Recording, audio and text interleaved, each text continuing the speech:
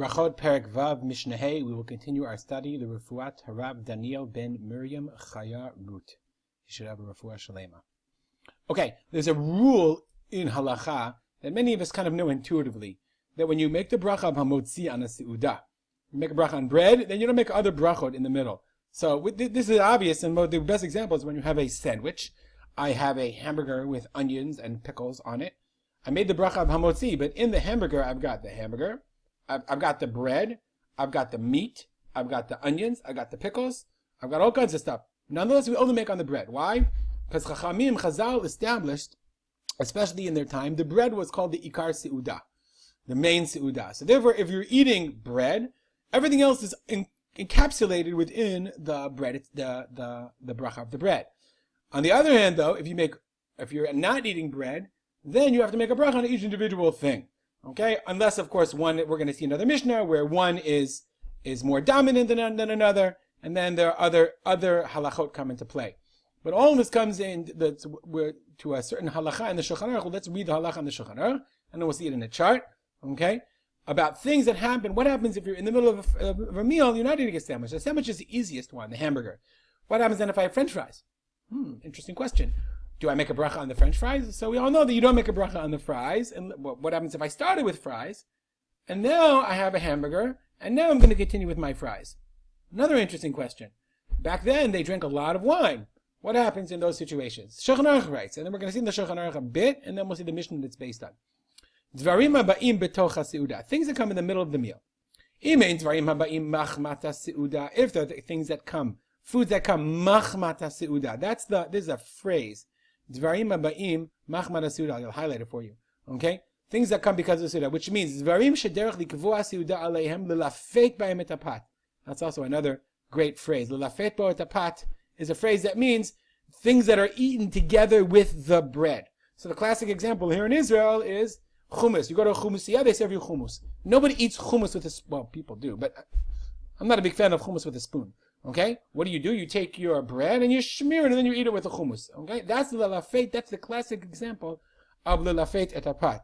And if you go to a really good hummusiyah, they give you the hummus with the the meat, the chopped meat inside. Yum. Okay? You're going basar, bidagim, ubeitzim, yirakot, gvina, basar, meat, dagim, fish, eggs, yirakot, vegetables, cheese, daisa, minei meluchim, afilu ochlam below pot. Even if you eat them without bread, ain't te'unim bracha lifneihem. You don't have to have bracha, make a bracha before. The birchat hamotzi potratan. So actually, the French fry case in Israel is a good example. When you order a falafel, they'll say chips. So you say, yes, of course I want chips. Who doesn't want chips? And they stick it in the bread. So now I want chips afterwards. Even if I'm eating the French fries separately, they still are things that go with the bread. Okay, so look at our chart. If they're dvarim machmata seudah, if there are foods that are eaten because of the seudah, ein tzarech, there's no, even if we eat it, whether we eat it with bread or without bread, there's no need to make a bracha either before or after. But the Shulchan Aruch continues. V'im dvarim habayim shelo machmata seudah. Okay, what if there are things that come not because of the seudah, the opposite? Okay, you don't eat them with bread. Kigon, te'enim, anavim, like figs or grapes or all kinds of fruit. Right, they give you an appetizer. It's really fascinating. You come to a meal, and they serve you, fruit salad. So, im ochel otam below pot, if you eat them without bread, te'unim bracha lifnei. This is a classic halachic example. I'm not talking about the fruit salad as an appetizer because many poskim rule that fruit that's given as an appetizer specifically, it's there in order to increase your appetite. That's called an appetizer. And therefore, they're connected to the bread. Nonetheless, if they give you something else outside, they give you something like here, have a kiwi. Okay? Te'unim bracha lifneim. They require another bracha. The bracha motzi einam potratam. Motzi does not exempt you. They lav mikar seudahim. They're not part of the main meal. But still, ve'einam tunim bracha acharehem. They don't need a bracha achrona. Why?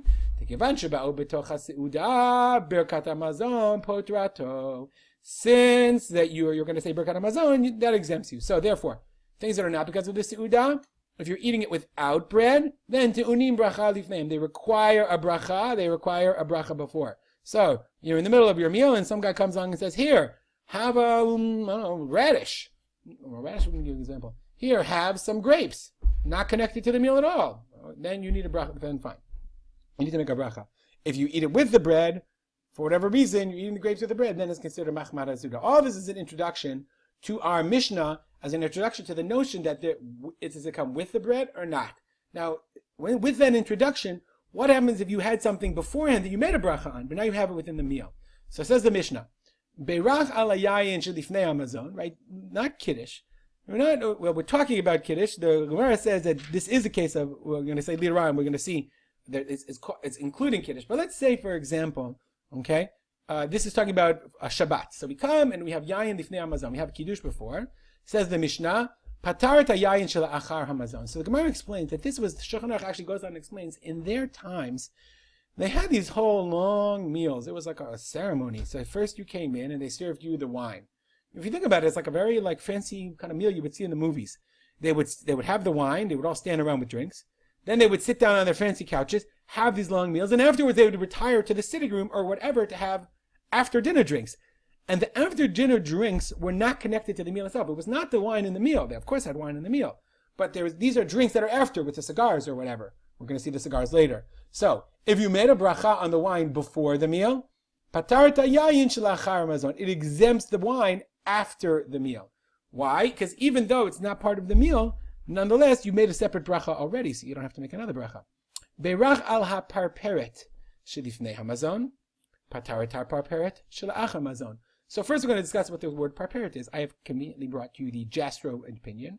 Parperet, it's actually a machloket. The Bartanura says he brings a bunch of them. Appetizer, during the meal, by meat, dessert, a minor dish. And by the way, you get the Jastrow bonus, Berachot 6.5. There we are, Berachot 6.5. Okay, that's where it's from. That's called a Jastrow bonus for those of you playing at home. Okay.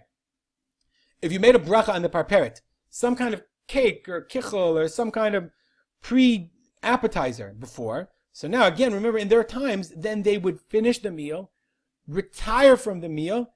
You would not have to make a bracha if they served you parperet, the same thing, after the meal. Of course, you're having an after-dinner drink. You need an after-dinner mint snack thing, whatever. Since you made the bracha on the same thing before, then you don't have to make a bracha after. Now we come to the ikar halacha that we mentioned. Berach al hapat.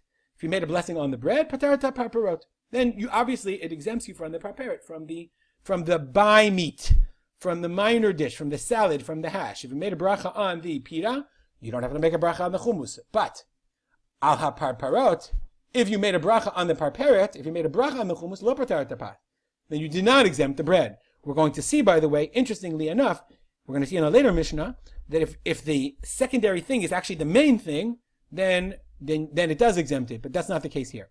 Beit Shammai Omrim, I'm using a different version that has the vowels, but it's really, we read it Beit Shammai. Beit Shammai says, Af lo ma'aseh kedera. This is actually a cryptic phrase. The Gemara doesn't know if Beit Shammai is commenting on the first or on the seifa. But the idea is, if you made a bracha on parparot, then it's not exempting, then it's not exempting ma'aseh kedera. It's not, if you made a bracha on the parparot, it doesn't exempt the pot, it doesn't exempt the bread. Also, if you made a bracha on the parparot, it won't exempt you from ma'aseh kedera. It wouldn't exempt you from like stew. Ma'aseh kedera. Kedera is a pie, boiling pot. It wouldn't exempt you from the bracha that you would have to make on a stew. The only way you'd be exempt from stew or meat or meatballs or what have you is if you made a bracha on the bread. Okay, we'll stop here. If you have any comments or questions, feel free as always to contact me, rspolter@gmail.com.